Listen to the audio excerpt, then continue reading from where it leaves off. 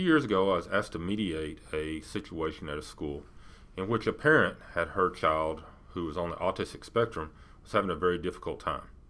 And when I looked at everything, you could see that everybody was very frustrated. Teachers were frustrated with the kid. The mom was frustrated with the kid. She was frustrated with how everything was being handled. I mean, it was just a lot of situations right there.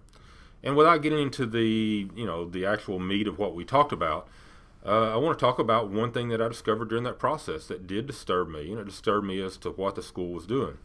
And so I looked at the discipline records on this kid. And when I looked at it, I saw 150 days of well-documented discipline reports that the teachers did. And what I saw on there is that for 150 days, that kid was rated as being the lowest level, the poorest behavior you possibly could. Now, I don't doubt that there was poor behavior on this kid. But are you trying to tell me for 150 days we can't find something to tell him positive about? Because I'm going to tell you, if you give me 150 days of telling me that I'm no good, I am going to be no good.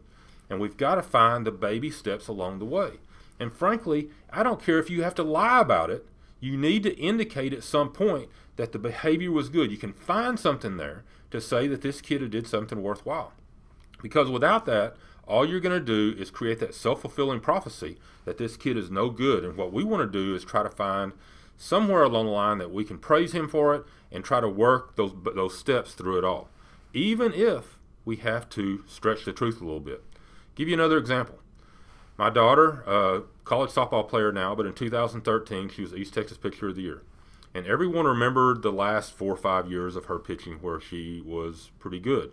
What they don't realize is that early on, and this is like age 9 or 10, is that she wanted to be a pitcher, and we began to work on it. And when we begin to work a lot of times is that I'd go out there and we talked about quality over quantity. So a lot of times we would say you have to throw this many pitches, this many good ones, whatever. And at times I had to stretch that strike zone where it was basically if I could catch the ball, it was going to be a strike. And so I'd reach out, strike, that was good, we go from there. And the reason we did that is that at that time, that was developmentally where she had to be. Sure, I was absolutely lying by coming out there and telling her sometimes that the ball that I caught was a strike. But that is what she needed to hear and the success that she needed to have to be able to keep going forward and getting to the point where she ended up being. Now, admittedly, I also lied a little bit later on because when she got to be good, is that if I had to move the glove an inch, we would count that as a ball. And it was actually a strike at that time.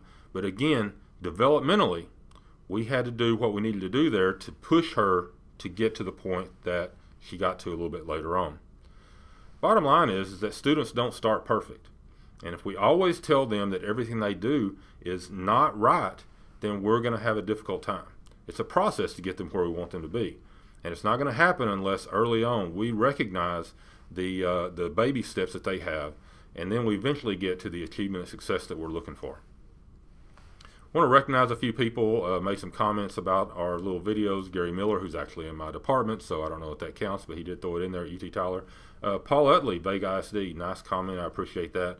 And Mike Stewart at Lumberton as well. If you want to make any comments, send it to me. I like to hear it. And also, if you like it, send it to somebody else. We want to be the group that makes a difference in the state of Texas when it comes to education.